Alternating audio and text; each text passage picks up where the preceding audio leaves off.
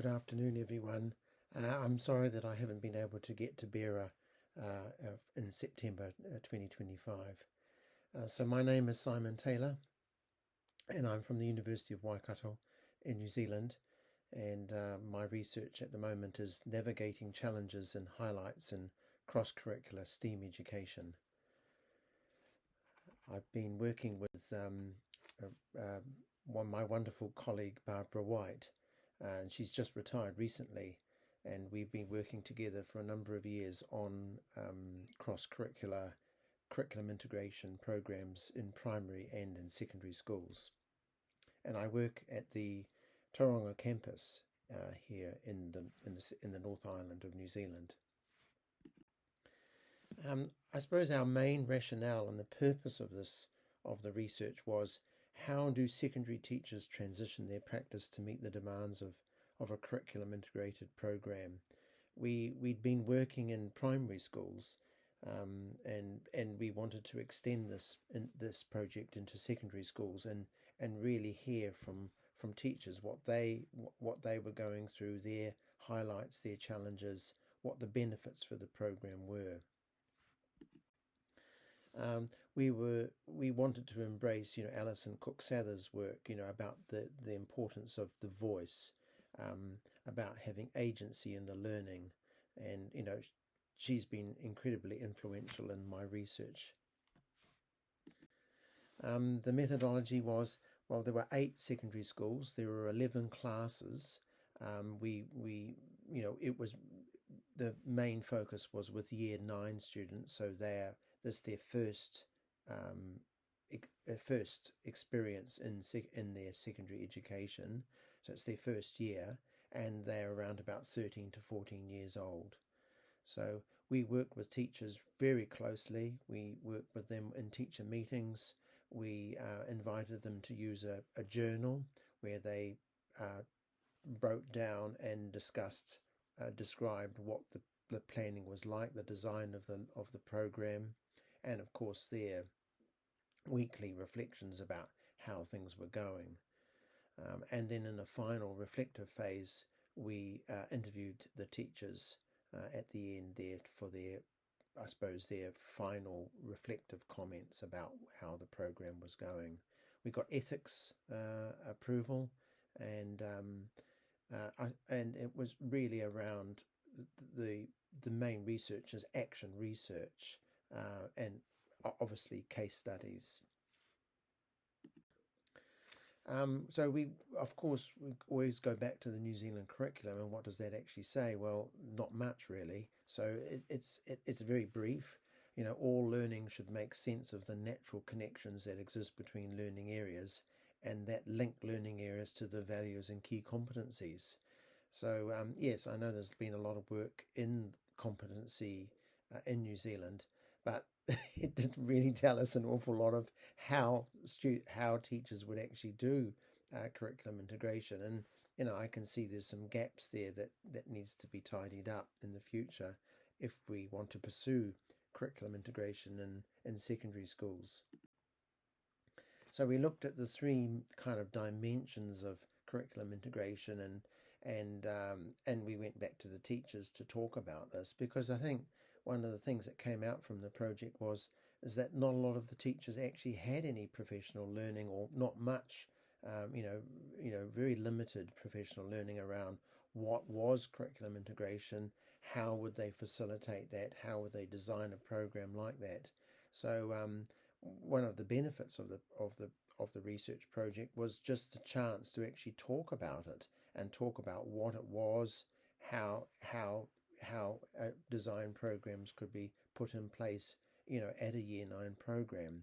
So we looked at multidisciplinary, which a lot of primary schools use, which is a sort of a thematic based topic, such as, say, dinosaurs or the Olympics, and of course all the curriculum subjects, such as, you would do English and dinosaurs, maths and dinosaurs, science with dinosaurs. So yeah, the context is very important, and so yeah, the subjects aren't particularly linked carefully. It's more of a segmented curriculum integration program. Then you move into interdisciplinary, which where mainly what we found in secondary schools was that they use skills. So they'd be looking at numeracy skills or reading and writing, literacy, and they would build the skills into the topics or the particular disciplines, such as science, social studies, health, technology, and so on. And then the last dimension there is the transdisciplinary, was probably the most challenging one, where it goes from the fruit salad model to really something that all these connections are merged, and the product is, the links there are very, very subtle and need to be made explicit. So the main question was, what are the outcomes for learning? We wanted to focus on what were the learning, what was going on in the learning in the integrated program, what was the purpose for doing so. So that guides us. And then the next one was, what are the benefits and challenges? So we wanted to identify what was going well and what were the difficulties that teachers were doing. There were 4 findings, and I'll go through them in a little bit more detail. But yes, student advocacy, relationships, topics and planning, balance of exploration and of exploration and explanation, and schools and teachers. So the first one here, this is where a lot of the teachers, out of the 23 teachers, there would have been 20 would have all expressed this as a really important one, was the opportunity to be much more learner-centered rather than teacher-dominated in the learning. So we really felt that came through the interviews, and that was one of the codes that we that it was came up a lot. Generally speaking, this is a very generalistic kind of finding, but yeah, we did notice there was a lot of student motivation and engagement in the learning in these particular classes. Now, whether that is to do with the curriculum integration, or whether that is to do with the enthusiasm and the sort of positiveness of the teacher, it's very hard to pin that down. But generally speaking, when you compare a single subject teaching going on versus this kind of curriculum integration program, we did notice there was a lot of engagement going on. We couldn't say all learners were engaged, but a good proportion, good majority of them were. The last point there is that teachers definitely said that working with other teachers from other curriculum areas was a huge benefit to them. For the first time, many of them felt that they weren't isolated anymore, and that they were actually coming together, working together, and they felt joy from that. So that was really good to hear. So this is Sophia. She's one of the teachers. She's a very experienced teacher, and her background is in technology. And she I think she emphasizes the importance of actually listening to students where they're from, not rushing. She said that the program needed to be flexible for this, that the whole idea of curriculum integration is to focus on the learner itself, the learner themselves, and to find out where they were at with their learning. So I thought that was interesting. The next finding is topics and planning, and I think a little bit like Neen, our research, really complemented that, and that we felt that none of the kind of programs really fitted with those definite dimensions of curriculum integration. We couldn't put hand on heart and say, oh, well, that's definitely transdisciplinary, or that's multidisciplinary. A lot of it was a bit fuzzy. We found that the topics that were used in the programs, they fitted very well with relevance and real world contexts, and that's what teachers used. They said that they needed an umbrella topic, and that specific background knowledge was important. And this is where Jean has said, she's at a rural school, and she says that planning is incredibly important for curriculum integration, perhaps even more so than specific curriculum lessons. So yeah, she really believes that. She says here, each unit uses a topic such as Papatuanuku, the Earth Mother figure. This is a mix of earth science, social studies, which includes the local Maori history of the land and drama. The students learn about the topic through different cultural perspectives. They take part in role plays. So yes, so she believed that the ability to design and plan the program was incredibly important for success.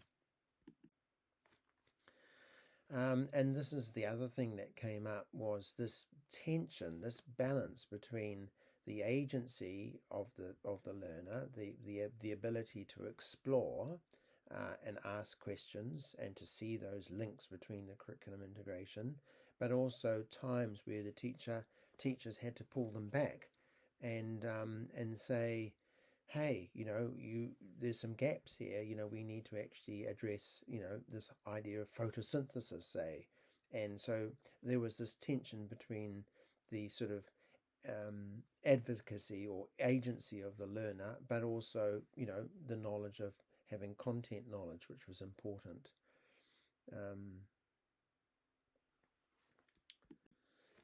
And this is Rob, and Rob is an interesting teacher because he was working in a very remote rural school, very small role there, 192 students, and he'd been teaching there for 22 years, and he had taken this particular curriculum integrated class for many years, and this is what he said. He said that it was a juggling act, that the importance of having freedom for the agency of the student, but also he knew that there were certain skills or competencies around a particular curriculum area that needed to be looked at and addressed.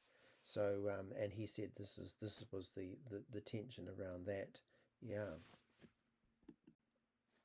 And then of course we looked at the schools and teachers. So we found one of the things I thought was successful about the programs that we saw was that they still taught, I think it was, yes, 5 of the 8 schools still taught single subject specific classes in the main areas.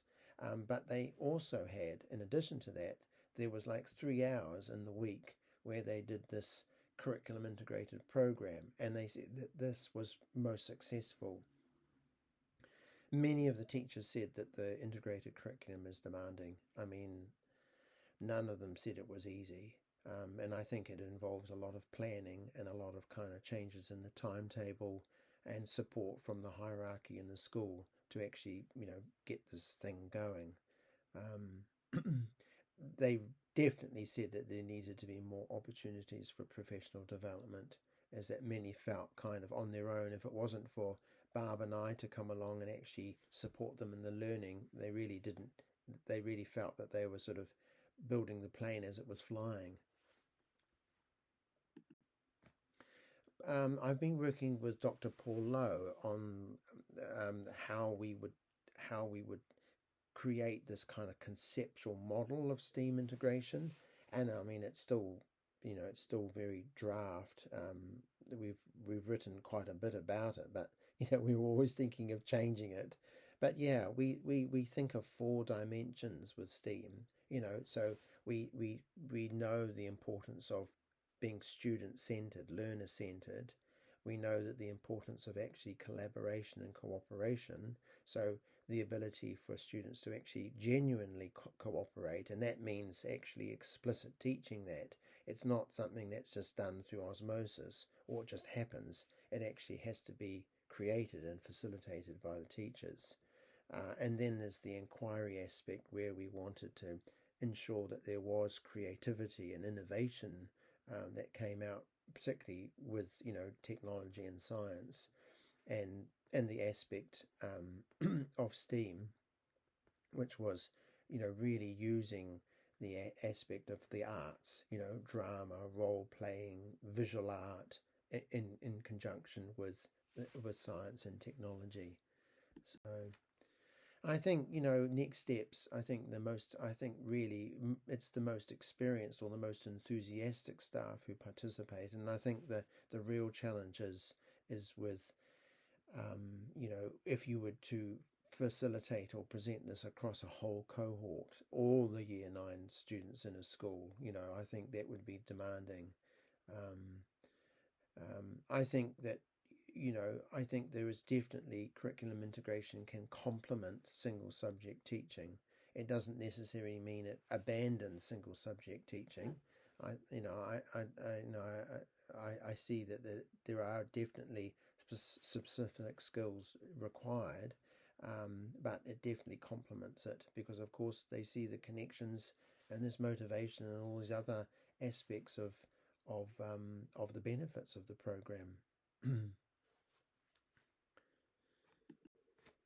I'd like to thank the teachers, of course, you know, and the school leaders who, you know, who help us with the research in the schools.